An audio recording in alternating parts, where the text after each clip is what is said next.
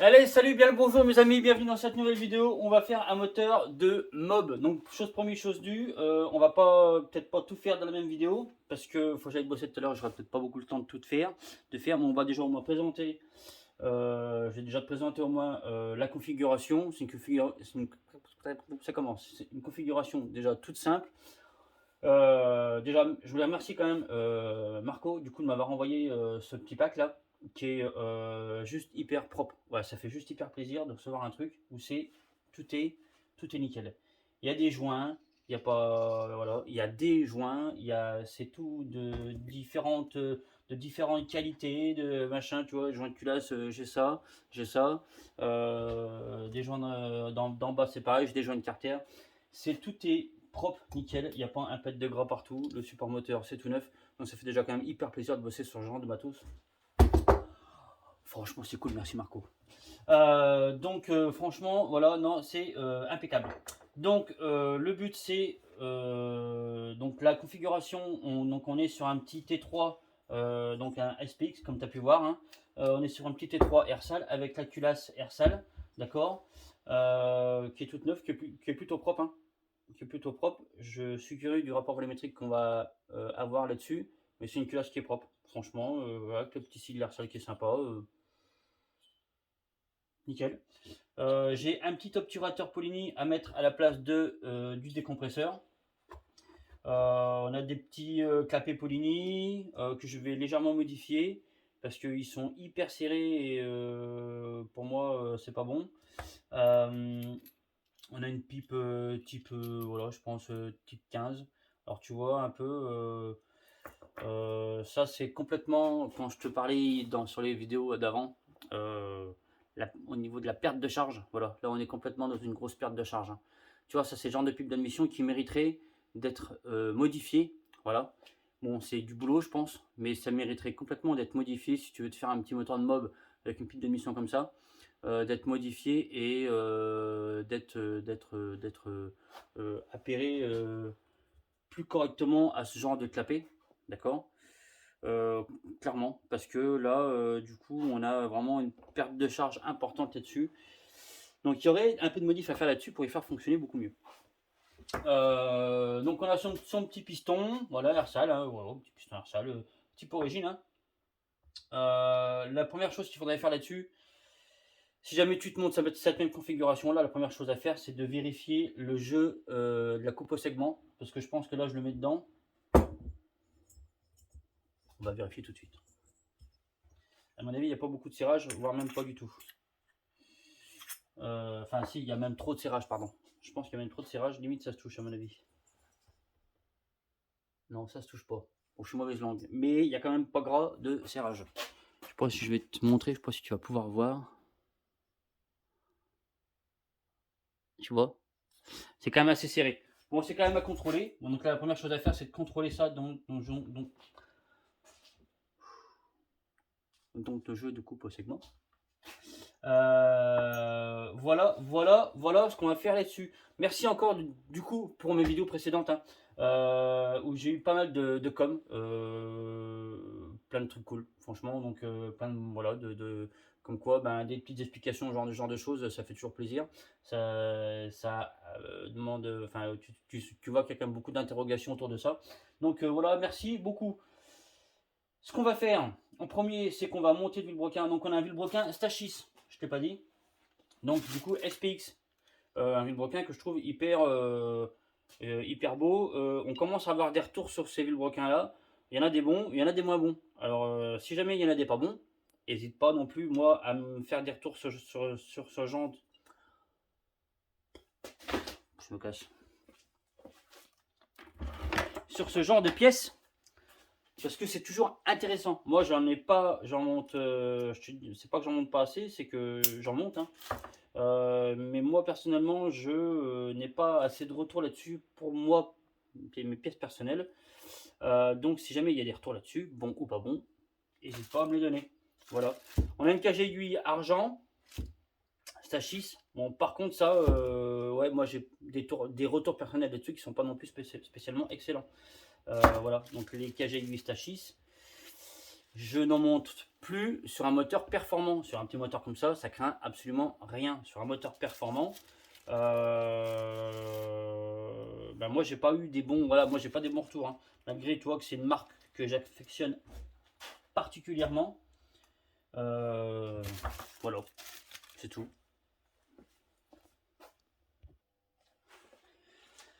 Donc moi j'ai monté les roulements sur le vilebrequin. Donc pareil, un roulement de qualité, stage 6. Voilà, c'est du roulement avec des caches polyamides. Donc impeccable. Les petits joints spi qui vont avec. On va monter les joints spi. Donc moi les joints spi sur les petits carters comme ça, je mets un petit peu de graisse autour. Ça y est, un petit peu à rentrer. Ça évite que ça se mette en chiasse. Tu vois ce que je vais dire? Tu vois ce que je vais dire? Voilà. Un petit essuyage de doigts. Parce que tu en as plein les doigts. Hop. Ça je le pose dans le fond. Je commence à le rentrer à la main. Gentiment. J'ai un petit outil comme mon copain il m'a fait. Hop. Et c'est nickel. Et c'est rentré. Voilà. Un petit peu d'ajustement.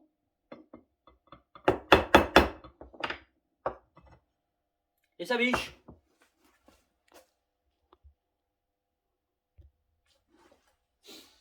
Donc là pareil, moi j'ai monté du coup le joint spi côté variateur. Alors côté variateur, tu as une petite plaque. Donc soit tu colles bien ta plaque contre, tu montes ton joint spi par là en butée. Ou alors tu enlèves ta plaque et tu fais comme moi. Enfin moi je le monte par là. Enfin tu mets dans le sens que tu veux. Donc par contre le joint spi il a bien un sens. Les lèvres. J'ai un vieux joint spi. Toujours le côté où il y a le petit ressort à l'intérieur. Tu vois ce que je veux dire? Toi, il y a un côté où il y a un petit ressort. Bon, tu vois, celui-là, il est baisé, hein. D'accord? À l'intérieur. Pas en dehors. Il faut le mettre en dedans. Donc moi là sur ces carters là, donc comme tu peux le voir, donc c'est les carters où tu as une petite rainure comme ça là, d'accord, donc ce qui vient s'emboîter du coup dans l'autre carnet.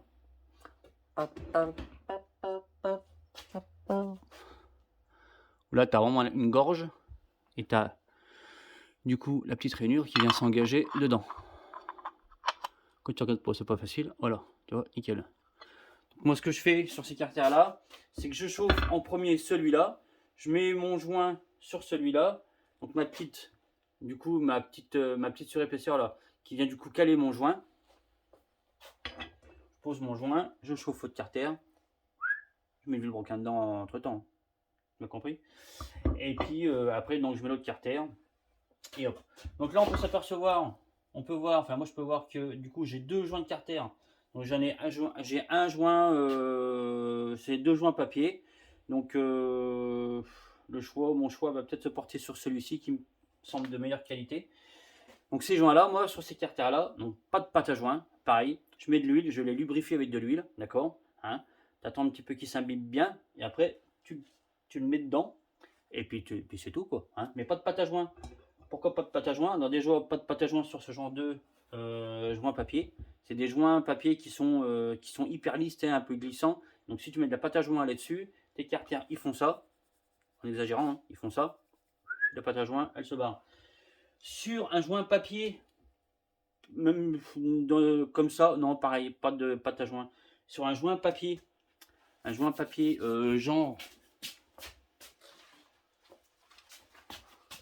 genre ça, tu vois, c'est du joint papier, c'est papier, tu vois, c'est pas des joints un peu glacés. Je sais pas si tu vois ce que je veux dire.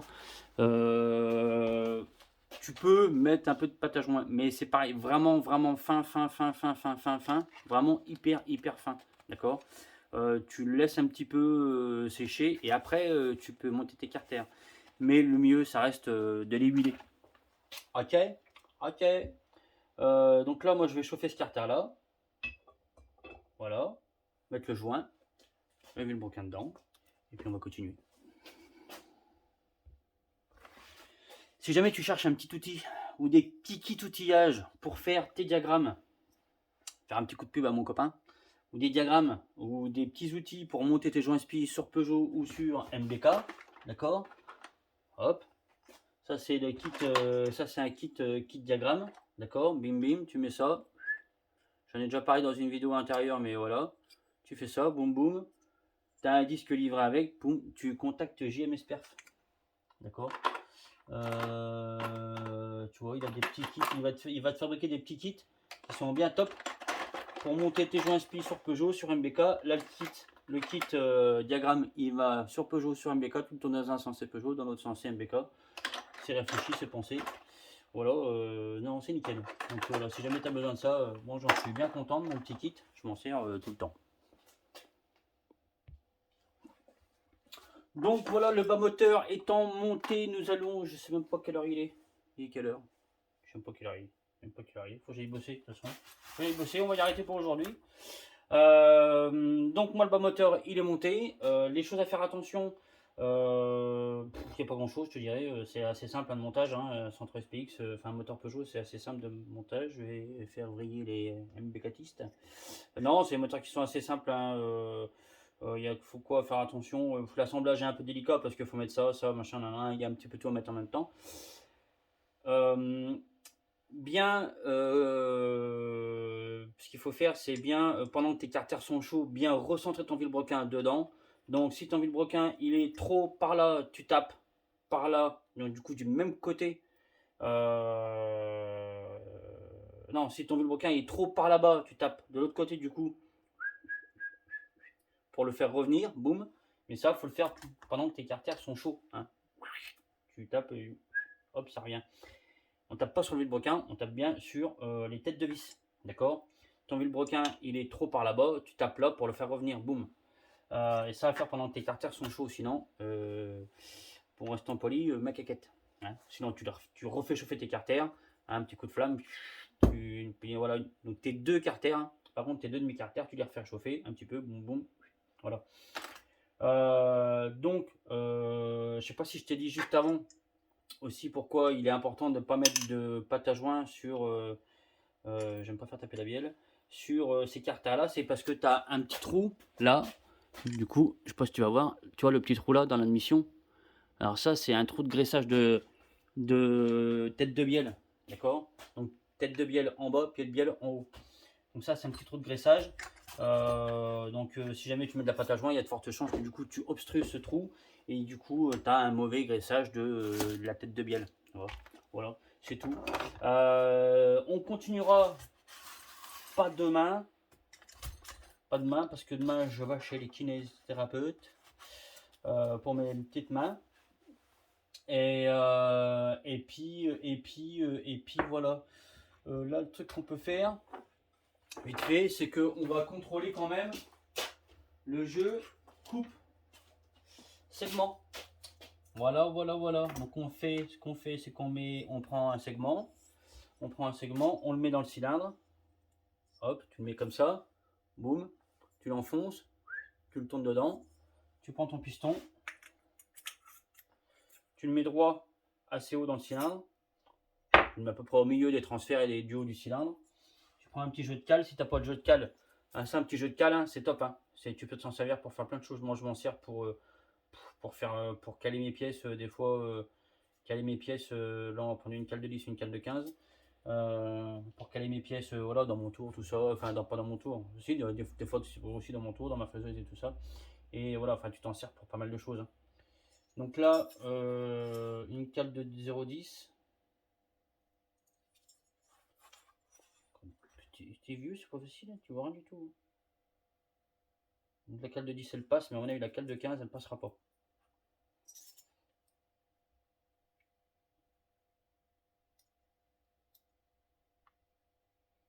La cale de 15 passe. Non bah du coup on est pas mal. Hein. On sera pas mal, je prends une cale de 0,20 pour voir. Du coup j'ai été mauvaise langue. Est-ce que Ersal s'améliorerait sur la petite pièce? Ça serait bien. Cale de 0,20.